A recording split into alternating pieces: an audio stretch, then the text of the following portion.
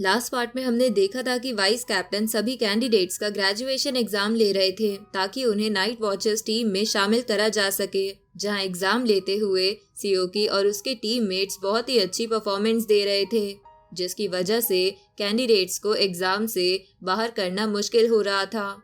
इसलिए vice captain कई सारे बॉक्सेस एग्जाम के मैदान में फेंकते हैं, जिनके अंदर मिस्टिकल आइटम थे जो अचानक से एक्टिवेट होने लगते हैं।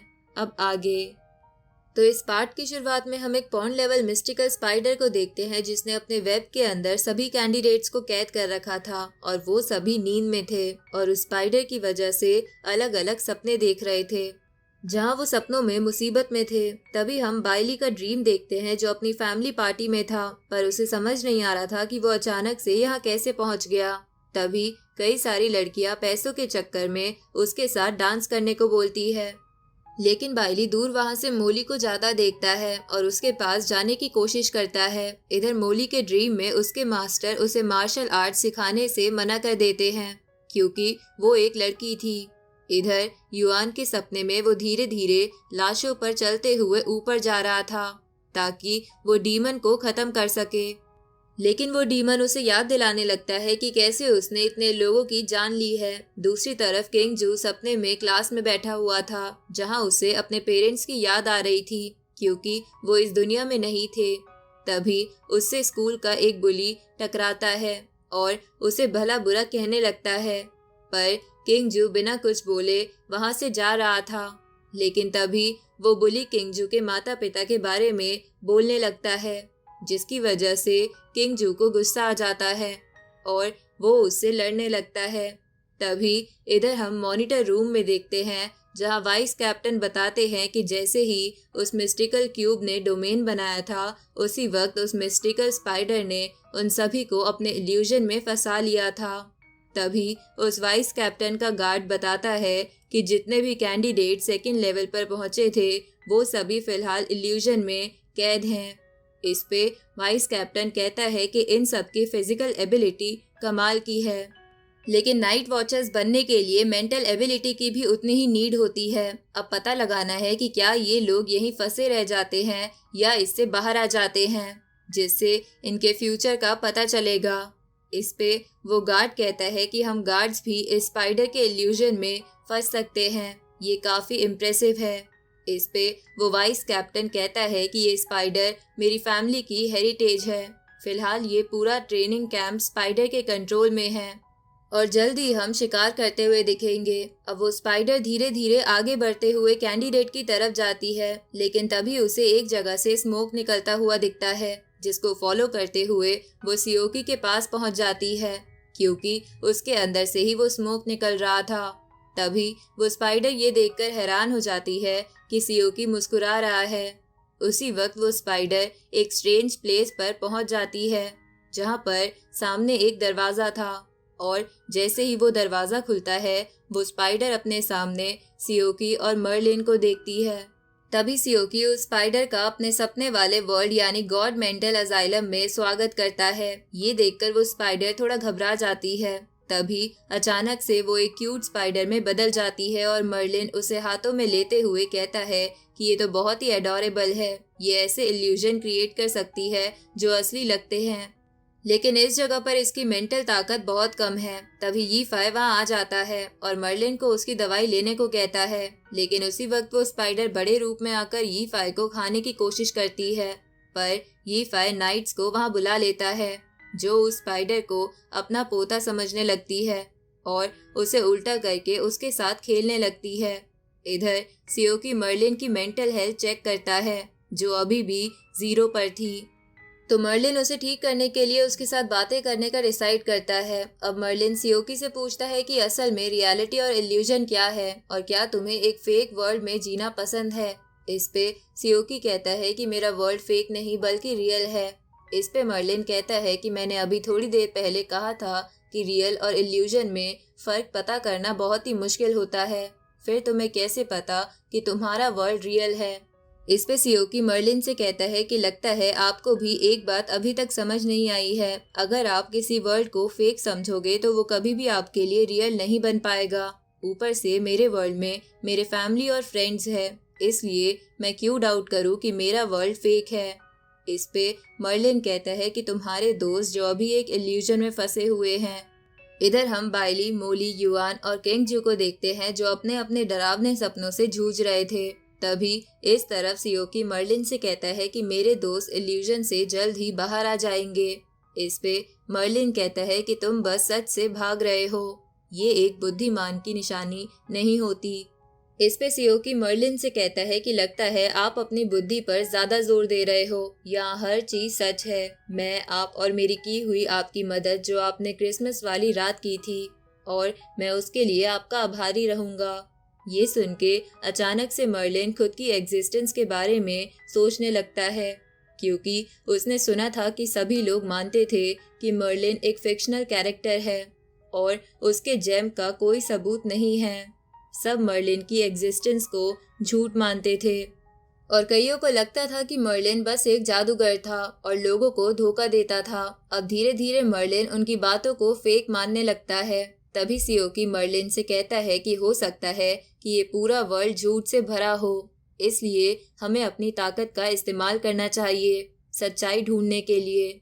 और आज से आप कभी भी अकेले नहीं रहोगे, क्योंकि मैं आपकी एग्जिस्टेंस में बिलीव रखता हूँ और मैं आपके साथ जरूर खड़ा रहूंगा। इधर नाइट यी फाई के साथ उस स्पाइडर पर झूला झूल रही थी। दूसरी तरफ मर्लिन सियोकी को साथ देने के लिए शुक्रिया बोलता है और कहता है कि मैं आपका आभारी रहूंगा, और ये आभार बिल्कुल सच है।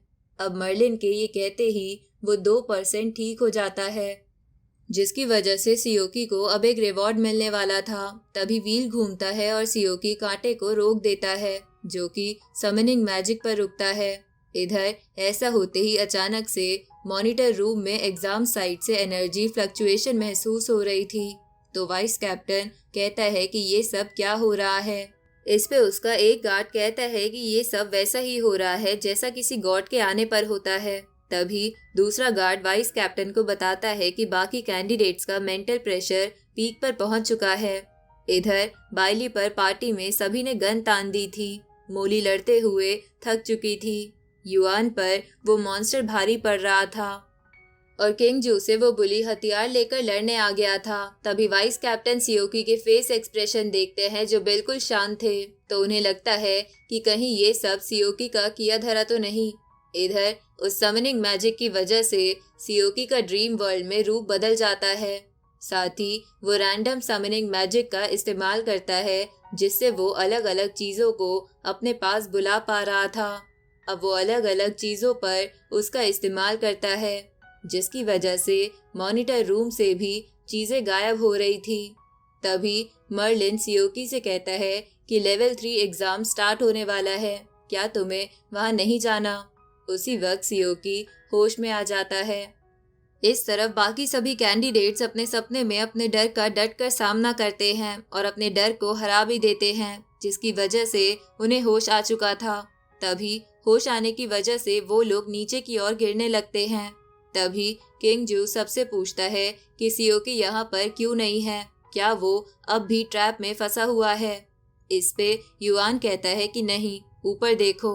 उसी वक्त सब ऊपर देखते हैं तो उन्हें पता चलता है कि सियोकी ने उस स्पाइडर का पूरा जाल खत्म कर दिया था, जिसके बाद वो नीचे आ जाता है।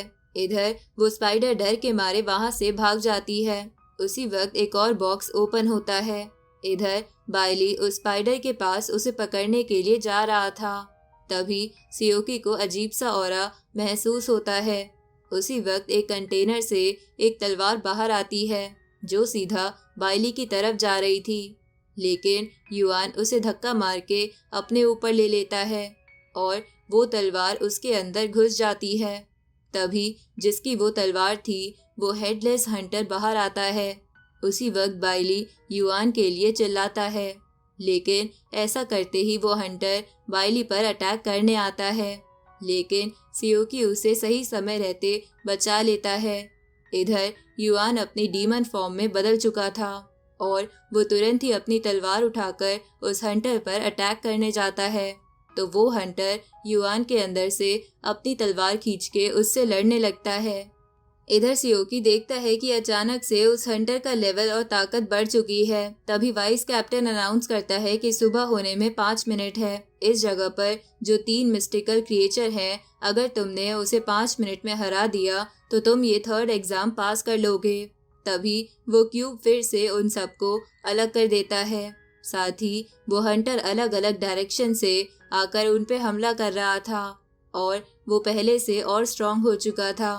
तभी बाइली मोली को सेफ रहने को कहता है, पर वो हंटर उसी की तरफ आ रहा था, लेकिन युआन बीच में आकर खुद ही उस हंटर के पीछे लग जाता है।